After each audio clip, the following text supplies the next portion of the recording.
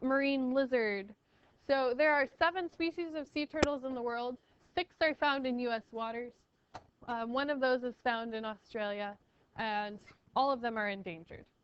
Okay, so every single one. So the first type of sea turtle that we have is the loggerhead, or sorry, not the loggerhead, the leatherback. Okay, so this is the leatherback. The leatherback is the largest of the sea turtles. It's called the leatherback because it actually doesn't have the carapace or like the shell on its back. So it just has like ridges of bone, and then it's got leather-like skin in between those ridges of bone. And you can kind of see the ridges right there. And you can see it compared to the size of a human, right? So it's pretty cool. The leatherback is also the type of sea turtle that can be found in the coldest types of waters. So they're able to be found in colder waters than the others. This is the hawksbill, okay, and the Kemp's Ridley. That's what those look like. Okay, then we've got our green sea turtle. Okay, the loggerhead.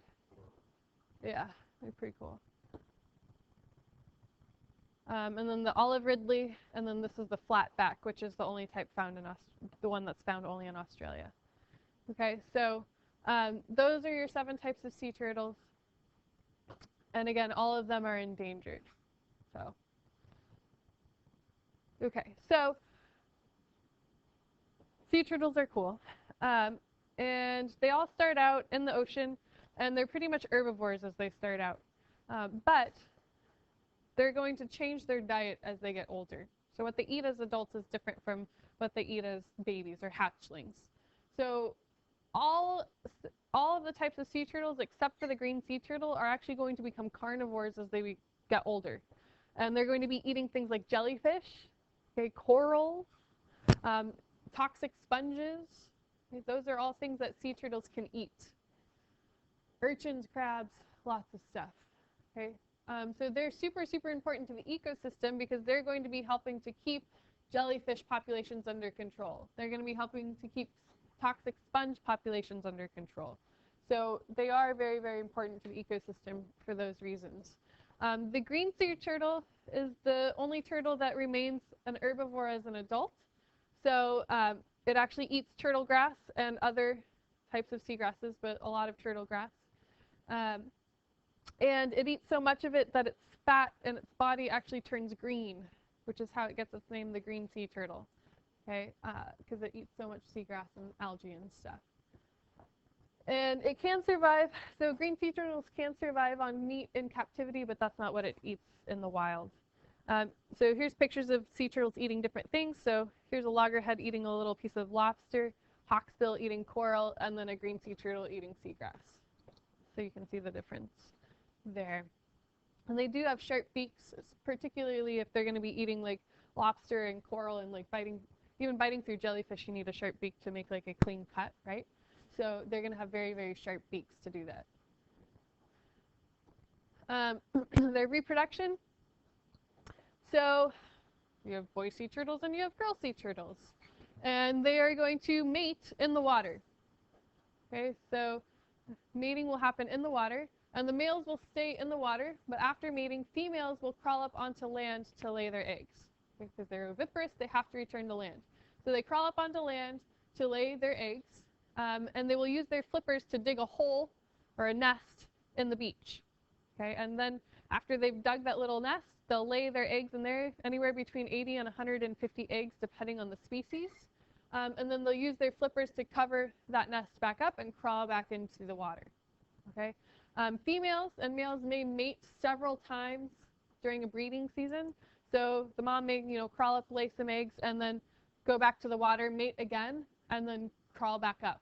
Okay, and may do that several times throughout the breeding season. You get certain types of sea turtles, sea turtles that will actually all crawl up on the beach together.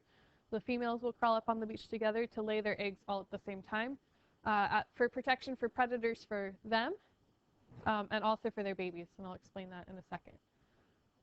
But what's kind of interesting is that sea turtle babies' genders are not predetermined.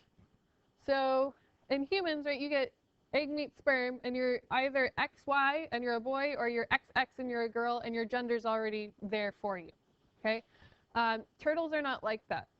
The temperature of the nest actually determines the turtle's gender, which is strange. So if it's warm in that nest, above 30 degrees Celsius, those turtle eggs will become female. If it's cold in that nest, below 30 degrees Celsius, those eggs will become male. Okay, so the temperature of the nest will actually determine the gender of the babies. Just, it's weird for us to think about. It's not going to be like, you know, the whole nest may not be the same temperature. So you may not have like a whole nest full of females, because eggs that are closer to the surface are probably going to be warmer than those that are down deeper in the sand, right? So you're going to have, you can have different genders within the same nest. It just depends on the nest.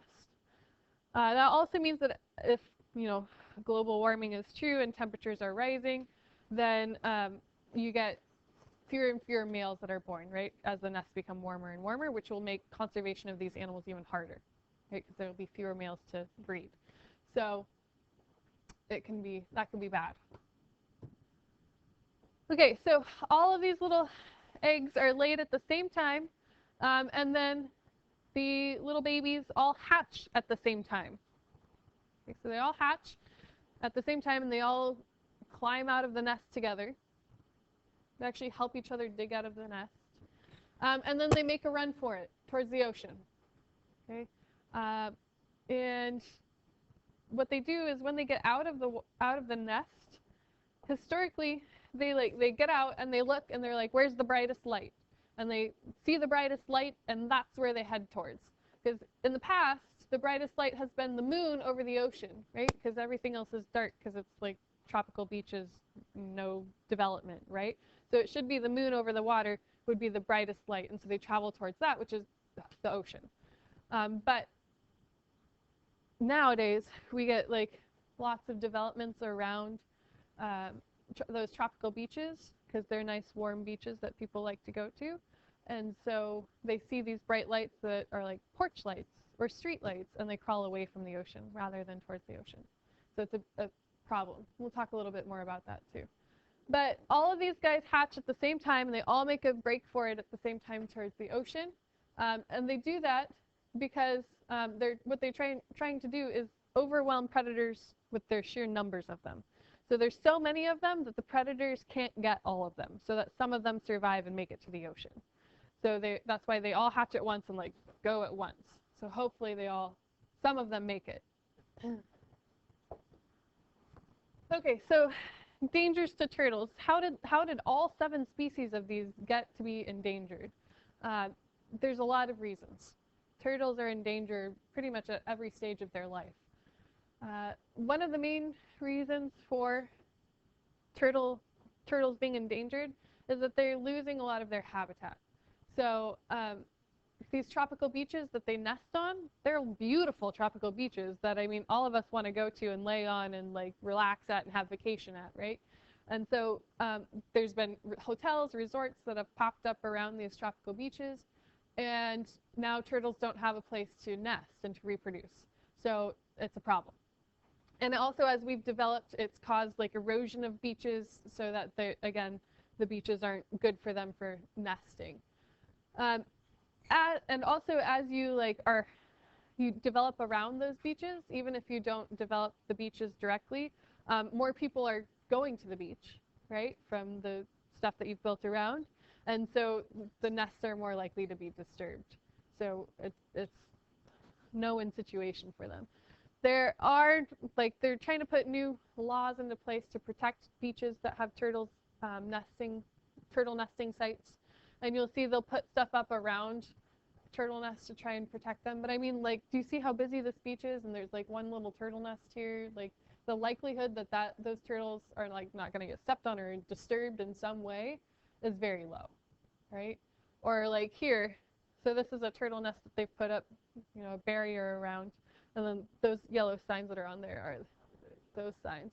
It's obvious because you can see the track from the mom like pulling herself up on shore, right? Because they can't just like walk up on shore like that. They actually have to drag themselves up. And so you can see like this line, and then you can see where the sand was disturbed, and then the line going back. So it's obvious where they are. so then they put stuff around it to try and protect it, but it's still hard. So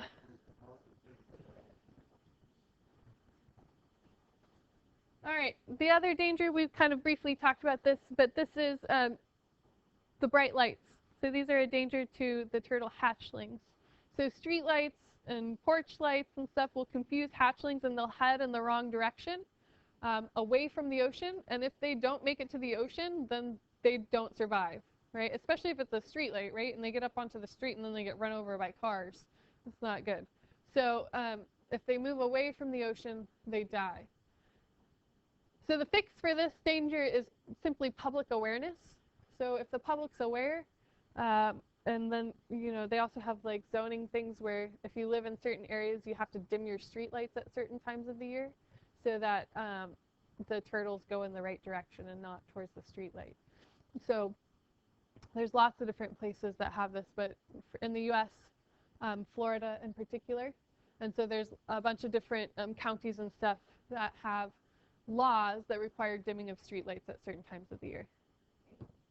All right. Okay, turtles are also hunted for food at pretty much every stage of their life.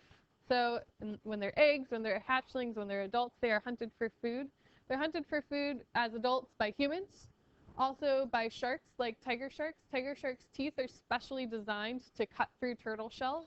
So, I mean, tiger sharks' teeth are crazy good at cutting through turtle shells.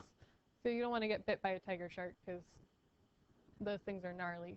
Also, killer whales can eat turtles, adult turtles. Egg predators, so people eat eggs, turtle eggs.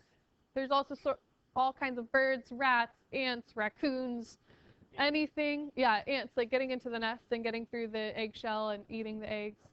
Okay, so ants can eat them, crabs, everything.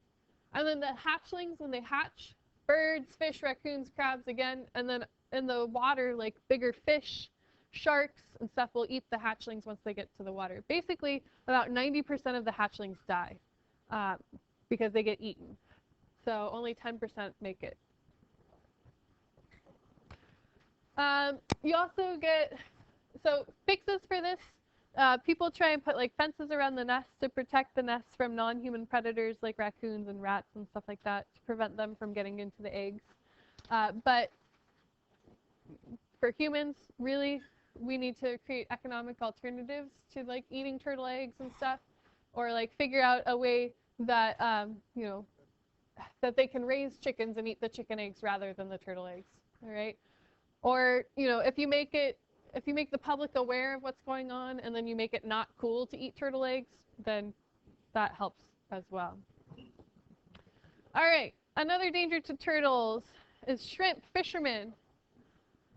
So shrimp share the same habitat as the green sea turtles. Shrimp like to live in in seagrass beds. And so people like to eat shrimp. Right? People like to eat shrimp a lot. Shrimp are delicious.